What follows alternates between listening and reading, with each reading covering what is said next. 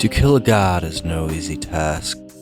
Such lofty ambitions are often met with tragic ends, and those who do succeed are never the same.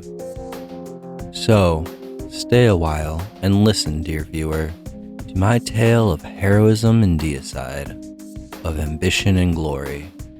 Witness, if you will, how a humble potato slew a god. This run is the story of Jack, the only member of the Brotato roster with a name as far as I know. Some might suggest that this makes him the main character, but that's largely unimportant. Jack deals 125% damage to bosses and elites. Jack receives 200% material drops. Jack has 70% fewer enemies to fight than any other class. But the enemies that he does have to fight are significantly more substantial, as they have 175% the health of the typical foes and deal an additional 35% damage. Jack is the boss fighter, and can't be bothered to associate with such lesser beings as ads. Due to the sparse nature of this particular potatoescape, I decide to go with the laser gun. This rarely used armament is perfect for this setting. It scales with range damage and boasts a strong 4-to-1 range damage to gun damage ratio off rip. This ratio increases to 6-to-1 when the weapon is fully upgraded. The downside? It shoots laughably slow. On a run with typical enemy population, one would quickly be overwhelmed before the damage paid off. In this land of decreased spawn rate, however, this weapon will work nicely. I spend the first couple of waves in the standard fashion. For the early portion of this run, I will be prioritizing range damage, attack speed, and luck. Luck is a tricky thing, in Brotato as in life. The earlier you begin to stack it, the more rewards you will reap in the later game, as over the course of a run, you will receive more offerings of increased value. Another notable early buy is the Scar. I truly believe this item to be the key to my success. This bit of marred flesh offers an additional 20% experience at the cost of 8 range. The downside is negligible, while the upside is everything. Experience boosting items offer you the ability to scale faster than intended and snowball more quickly, allowing characters in possession of these items to reach levels much higher than characters without them. Much like luck, it's best practice to get these items early in order to maximize efficacy.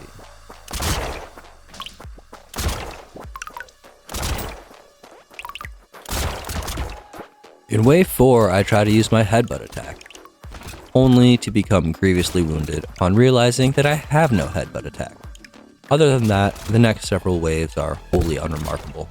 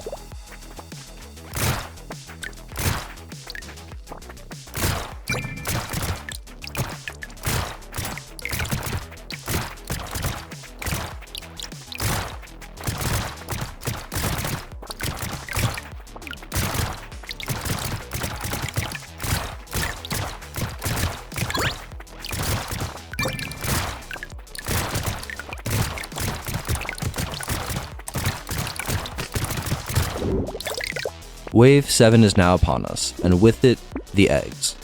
I go into this wave having purchased a couple of sustainability increases and a wandering bot. This little fella floats about my person and slows enemies that get too close. During the wave, I deal with the eggs and the resulting large lads with relative ease and progress with little issue.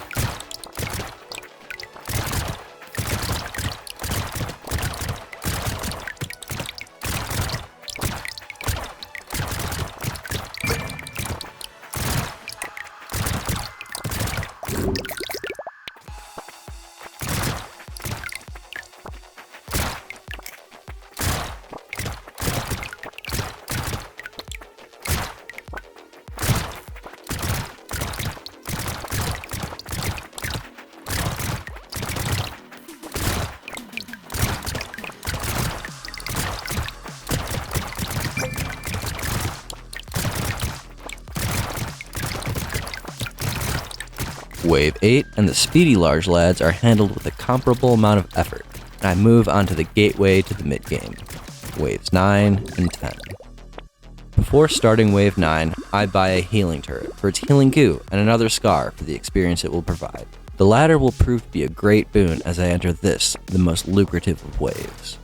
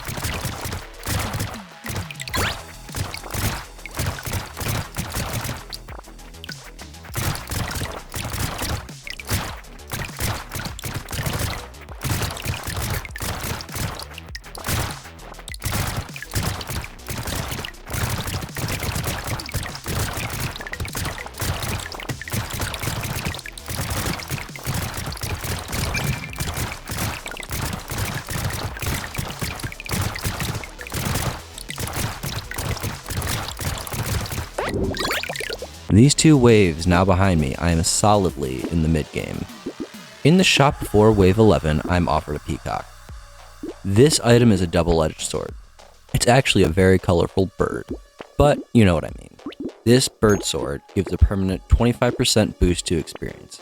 However, in the wave following its acquisition, it offers an 100% bonus to experience and makes enemies deal an additional 50% damage. My foes already hit hard, and with this, they'll hit even harder. No matter, the increased damage will count for naught if I don't get hit.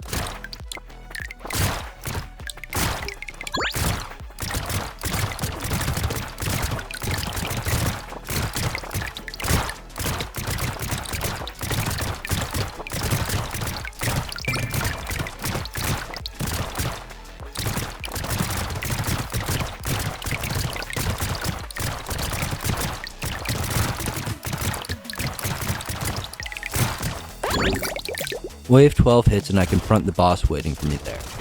I'm leveled much higher than I would typically be, but still apprehensive. The first boss is always harrowing, because you never really know how you'll fare until you are upon it. I fared quite well, as it turns out. I delete the boss early and spend the rest of the wave strolling through his peons.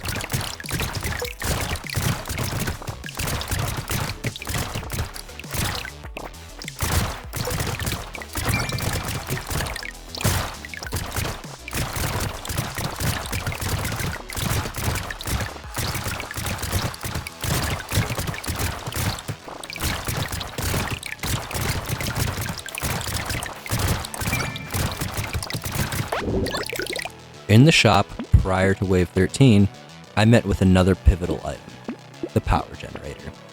This item makes my damage scale with my speed. This means that I get free damage for increasing a stat I was going to purchase anyways. There are a couple items like this in the game, and I would almost always recommend picking them up. At this point, I am quite huge. My lasers do frankly an insane amount of damage and melt all those who would oppose me. I also have a decent amount of sustain, but that doesn't come into play as I no-hit Wave 13.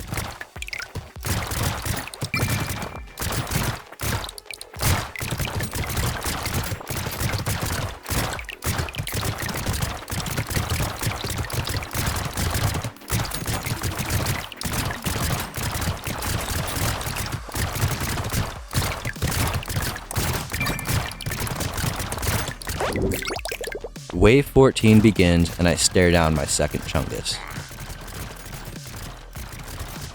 I also no-hit this fool with alacrity, and breeze through the rest of the wave.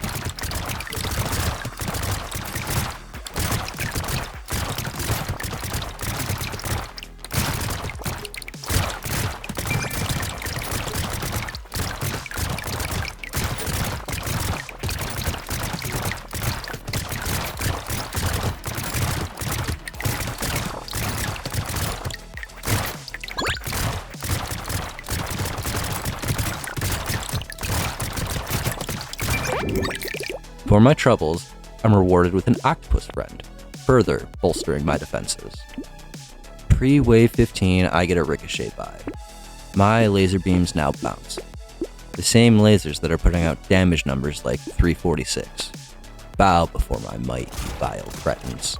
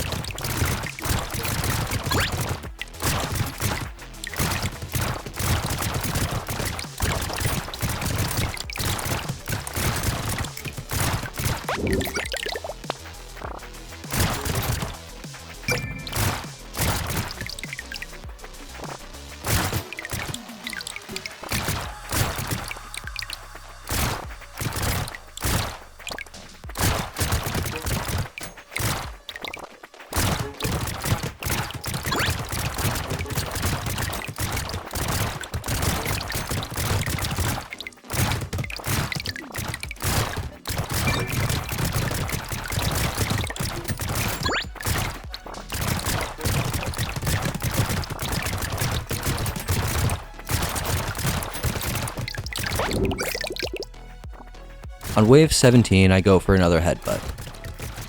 Oops, keep forgetting that doesn't work.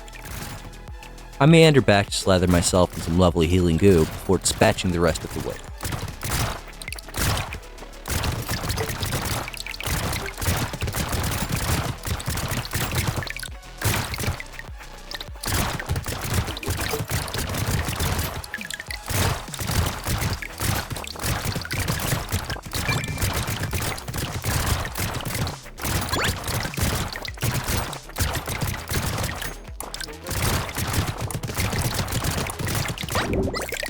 Wave 18 rears its ugly head, and I grit my teeth.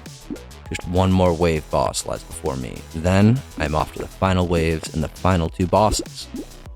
I upgrade my final laser gun and sally forth into battle.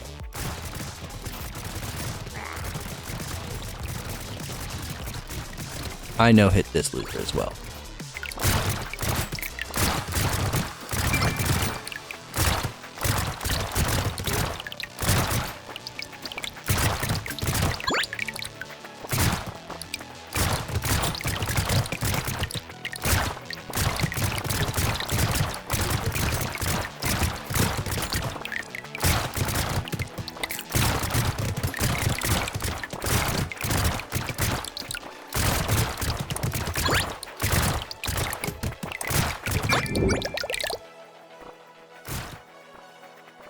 My plurality of experience buffs have bolstered me beyond reckoning. Through the trials of this run, I have become a god in my own right, and now I set my sights on my quarry, ready to meet it on equal footing.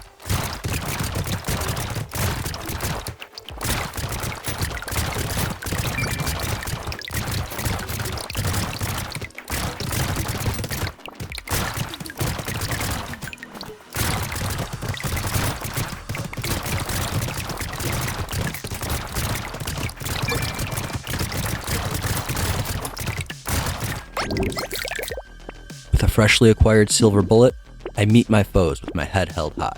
The wave begins and we are off. My lasers belch out grotesque damage numbers as I wage war against my adversaries. I do not no-hit these foes. Far from it.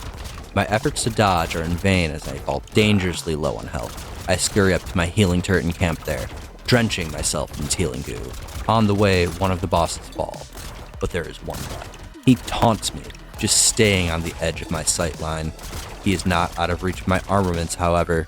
With my health pool dangerously low, my lasers lend the final blow, and the remaining boss is no more. The fallen carcasses of dead deities lie before my feet, and I rejoice. I have ascended the dizzying heights required of me and have emerged victorious. I have become a god and usurped the old, and that is the crux of the matter. To kill a god, one must become a god.